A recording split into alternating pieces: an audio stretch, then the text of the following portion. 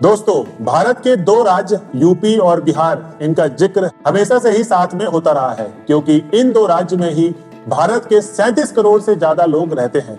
लेकिन आज इन दोनों स्टेट्स के बीच काफी बड़ा अंतर देखने को मिल रहा है, क्योंकि एक तरफ तो यूपी डेवलपमेंट की नई नई मिसालें देश को पेश कर रहा, वहीं बिहार आज भी बीमारू राज्य की इमेज में ही फिट बैठता है।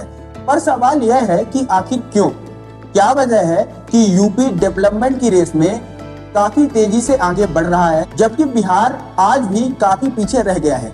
चलिए इस पूरे मुद्दे को हम डिटेल से समझते हैं। तो दोस्तों, बीमारू राज्य की कैटेगरी में यूपी और बिहार के अलावा छत्तीसगढ़, मध्य प्रदेश और उत्तराखंड जैसे राज्य भी शामिल हैं। लेकिन इन राज्यों ने बेटर डिसीजन और इंफ्रास्ट्रक्चर डेवलपमेंट की वजह से इस टैग को रिमूव करने की काफी कोशिश की है, जिस वजह से यहाँ आप डेवलपमेंट देख सकते हैं और लोगों के लिविंग स्टैंडर्ड में भी काफी सुधार देखने को मिला है। पर बिहार और यूपी इसमें सबसे आखिरी पायदान पर रह गए हैं। लेकिन अगर इसमें भी आज के टाइम पर यूपी और बिहार की स्टेट इकोनॉमी पर नजर डालें तो फिर यूपी बिहार से काफी बेटर परफॉर्म करता नजर आ रहा है। फिलहाल यूपी इंडिया का सेकंड लार्जेस्ट इकोनॉमी वाला स्टेट है, जिसकी कंट्री के टोटल जीडीपी में 9.2% का शेयर रहता है। इस साल प्रेजेंट किए गए यूपी स्टेट बजट के अकॉर्डिंग यूपी की जीडीपी 24.39 लाख करोड़ रुपए की भी पार कर चुकी है, जो कि 2016-17 में सिर्फ 13 लाख करोड़ रुपए थी।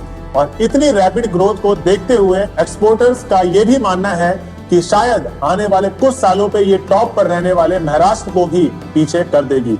वहीं अगर हम बिहार की इकोनॉमी ग्रोथ रेट को देखें तो फिर इसने भी सबको काफी हैरान कर दिया है। पिछले 15 से 17 सालों के दौरान बिहार के जीडीपी और बिहार के बजट का साइज करीब 10 गुना ज्यादा हो गया है और आज ये देश के 5वें फास्टेस्ट ग्रोइंग स्टेट में गिना जाता है, जिसकी जीडीपी 8.98 लाख करोड़ रुपए है। अब भले ही पिछले सालों के मुकाबले इसमें काफी ग्रोथ हाई हो, लेकिन आज भी बिहार और यूपी के जीडीपी में बहुत बड़ा अंतर है। लेकिन दोस्तों, दो स्टेट की इकोनॉमी पोजीशन को एनालाइज करने के लिए जीडीपी एकमात्र सटीक पैरामीटर नहीं हो सकता, क्योंकि दोनों ही स्टेट की पॉपुलेशन में भी बहुत बड़ा अंतर है। यूपी की पॉपुलेशन जहां 24 करोड़ है, वहीं बिहार की पॉपुलेशन 13 करोड़।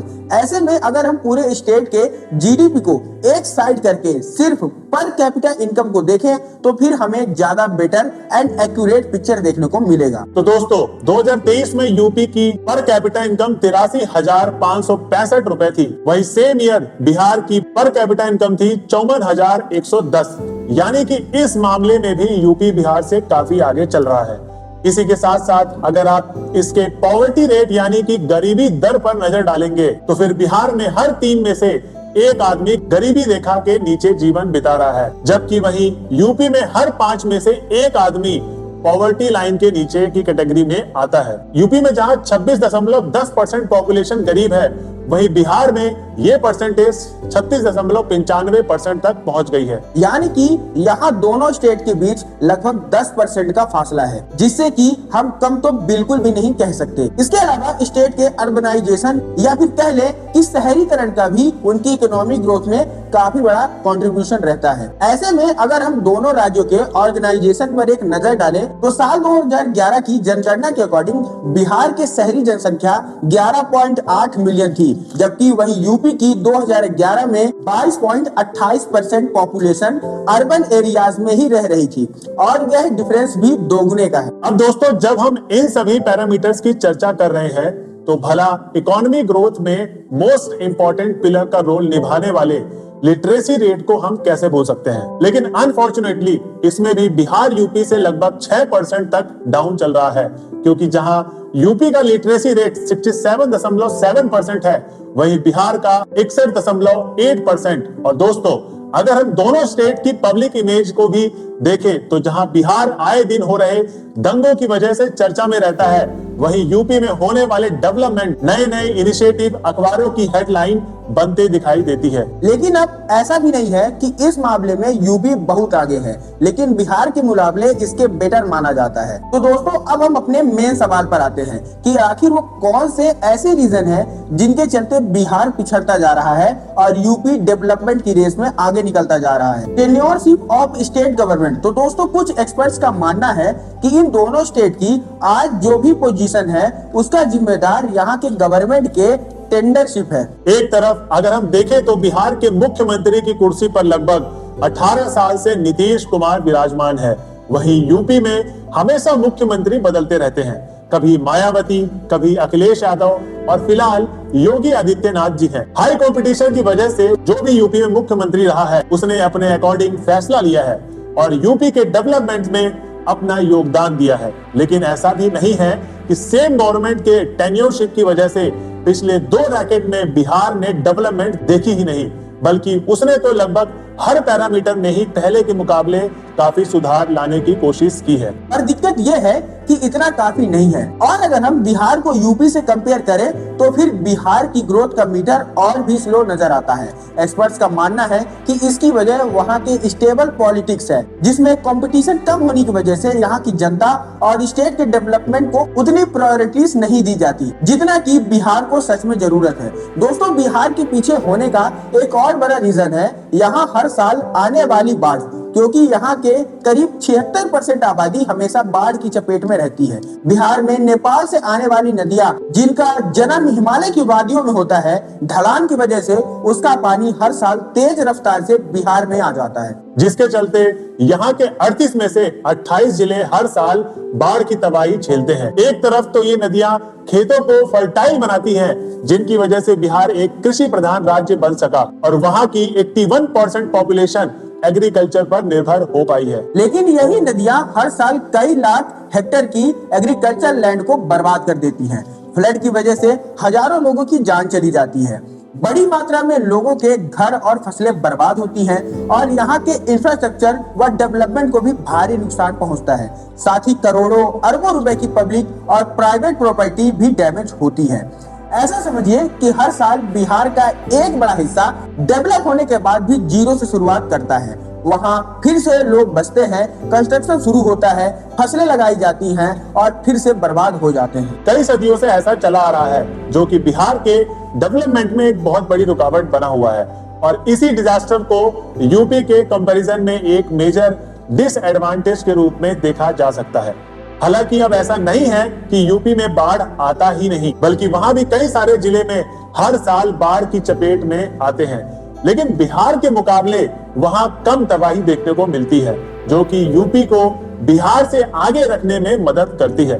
अब दोस्तों इस बात से हम इनकार नहीं कर सकते कि पिछले कुछ सालों में बिहार ने बहुत तेजी से डेवलपमेंट किया है, लेकिन ये डेवलपमेंट सिर्फ कुछ ही शहरों तक सीमित होकर रह गया है। एग्जाम्पल के लिए अगर हम बिहार के लेटेस्ट रीजनल डेटा पर नजर डालें तो इसकी इकोनॉमी में लगभग 25% तक का शेयर सिर्फ पटना से ही आता है, जबकि बाकी जिलों का कंट्रीब्यूशन उतना नहीं है जितना कि स्टेट की इकोनॉमिक ग्रोथ के लिए जरूरी है। वहीं अगर हम यूपी पर नजर डालें तो फिर यहाँ के डेवलपमेंट स्टेट के कई शहरों में साफ तौर पर देखी जा सकती है। हालांकि आज भले ही नोएडा इसमें सबसे आगे है और इसका यूपी की इकोनॉमी में मेजर कंट्रीब्यूशन है, लेकिन इसके अलावा भी ऐसे कई सारे शहर हैं जिनका यूपी की इकोनॉमी में बहुत बड़ा शेयर है, जैसे कि राजधानी लखनऊ, वाराणसी, गोरखपुर, आगरा, मथुरा, मेरठ और गाजियाबाद समेत कई सारे ऐसे शहर हैं जो कि अच्छा परफॉर्म कर रहे हैं। वहां पहले के मुकाबले इंडस्ट्रियलाइजेशन को भी काफी बढ़ावा मिला है। ऐसे में यूपी की डेवलपमेंट सिर्फ 1-2 शहरों तक सीमित न रहकर इस स्टेट में मैसिव ग्रोथ से इंक्रीज हो रही है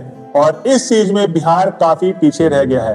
अब दोस्तों देखा जाए तो लगभग हर स्टेट के पास कुछ ना कुछ नेचुरल एडवांटेज मौजूद होता है और बिहार के पास भी ये एडवांटेज था, यहाँ का फर्टाइल लैंड और मिनरल्स रिसोर्सेस। और दोस्तों यही वजह थी कि अंग्रेजों ने यहाँ कई सारी इंडस्ट्रीज लगाई थी और बिहार ट्रेड में भी काफी पॉपुलर हो गया था, जहां से पूरी दुनिया भर की चीजों को एक्सपोर्ट किया जाता था। इन्हीं रीजन की वजह से आजादी के बाद जहां देश में इंडस्ट्रियलाइजेशन लगभग ना के बराबर था, वहीं बिहार एक इंडस्ट्रियल स्पॉट बना हुआ था। यहाँ भरपूर मात्रा में वैल्यूएबल मिनरल्स होने की वजह से कंपनीज माइंस के करीब ही सेटअप होना चाहती थी, ताकि उन्हें रॉ मटेरियल या मिनरल्स के कंस्ट्रक्शन के लिए बहुत ज्यादा पैसे और टाइम को खर्च न करना पड़े। इसका इम्पैक्ट ये हुआ कि देश की उन जगहों पर डेवलपमेंट रुक सा गया जहाँ पर ये एडवांटेज मौजूद नहीं थे।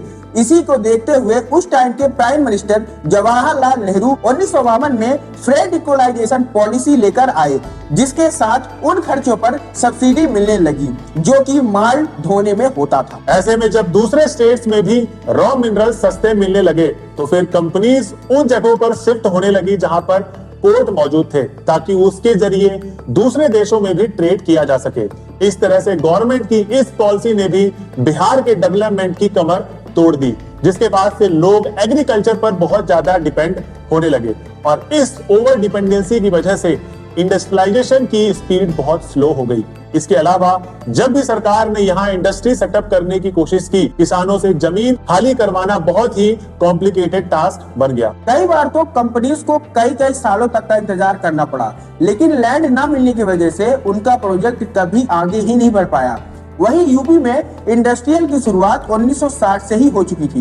कानपुर, मेरठ, आगरा, प्रयागराज और गोरखपुर जैसे कई शहरों ने उसी समय से ही इंडस्ट्रियलाइजेशन की स्पीड पकड़ ली थी। हालांकि बिहार की तरह ही यूपी में भी खराब लॉ एंड ऑर्डर की वजह से यह स्पीड उतनी ज्यादा तेज नहीं होती थी कि इससे बीमारू राज्य के छवि से बाहर निकला जा सके। अब दोस्तों, एक और चीज जिसमें बिहार यूपी से काफी पीछे रह गया है और वो है यहाँ की कानून व्यवस्था।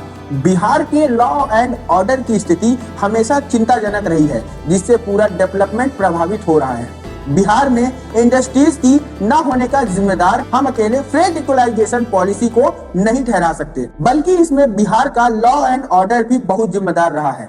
यहाँ बढ़ती रंगदारी और गुंडागर्दी की वजह से कोई भी कंपनी अपनी इंडस्ट्री सेटअप नहीं करना चाहती थी। यहाँ तक कि इन्हीं सभी रीजंस की वजह से वो इंडस्ट्री जो कई सालों से बिहार में थी, उन पर भी ताला लगने लगा। हालांकि नई इंडस्ट्रीज लगने के लिए बिहार सरकार ने कंपनीज को सब्सिडी देने का भी वादा किया, लेकिन खराब कानून व्यवस्था की वजह से कोई भी बिहार का रुख नहीं करना चाहता, क्योंकि यहाँ जबरन वसूली या गुंडागर्दी की खबरें हमेशा अखबारों में आती रहती हैं। इस तरफ नई इंडस्ट्रीज के ना आने के और पुराने फैक्ट्रीज के बंद होने की वजह से बिहार में रोजगार की कमी बढ़ती जा रही है और इसके चलते ना सिर्फ ये स्टेट पिछड़ा रहा, बल्कि लोगों का लिविंग स्टैंडर्ड भी गिरने लगा। वहीं अगर हम बात करें कि यूपी की, तो यहाँ पर लॉ एंड ऑर्डर भी कुछ दशकों से पहले बिहार के जैसे ही था, मगर अब यहाँ की सरकार कानून व्यवस्था को लेकर बेहद सख्त रवैया अपनाती है।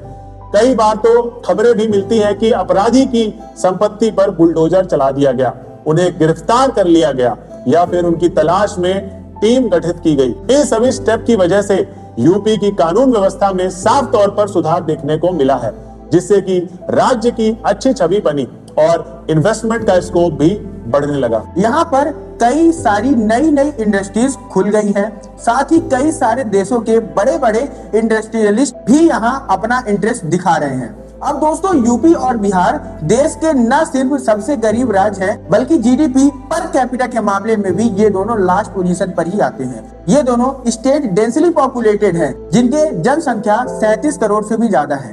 ऐसे में इन स्टेट के पिछड़ा होने का सीधा असर भारत की 1/4 पॉपुलेशन पर पड़ता है। इसलिए अगर देश को डेवलप करना है तो फिर इन राज्यों के डेवलपमेंट पर भी ध्यान देना बहुत जरूरी है, ताकि हमारा पूरा देश इंडस्ट्रियल ग्रोथ की सीढ़ियों चढ़ सके। अब इसके लिए सरकार को यहाँ के लोगों के लिए बेटर अपॉर्चुनिटी, इंफ्रास्ट्रक्चर डेवलपमेंट के साथ साथ कई सारे ऐसे इनिशिएटिव लेने होंगे जिससे एजुकेशन का स्तर बढ़ सके, लोगों को रोजगार मिल सके और यहाँ के लोगों को पलायन ना करना पड़े, क्योंकि पलायन से स्किल लेबर का एक बड़ा ग्रुप स्टेट से बाहर चला जाता है, जिसका इम्पैक्ट उस स्टेट के इकोनॉमी पर भी साफ नजर आने लगता है। ऐसे में इन दोनों स्टेट को भी अभी भी डेवलपमेंट की लंबी चढ़ाई चढ़नी है, जिसमें सरकार और सिविलियंस दोनों को साथ रहने की जरूरत है। तभी जाकर ये स्टेट बीमारू राज्य के टैक्स से बाहर निकलकर डेवलपमेंट की मिसाल पेश कर पाएंगे। वैसे दोस्तों, इन स्टेट की डेवलपमेंट के लिए गवर्नमेंट को क्या क्या इनिशिएटिव लेने की जरूरत है, आप हमें कमेंट करके अपने ओपिनियन जरूर बताइए। दोस्तों, अगर वीडियो अच्छी लगी हो तो हमारे चैनल को लाइक, शेयर, सब्सक्राइब करना ना भूलें। आपका प्यार हमारे लिए बहुत जरूरी है, तो अपना प्यार हमें बनाए रखिए। मिलते हैं नेक्स्ट वीडियो में, जब तक के लिए जय हिंद दोस्तों।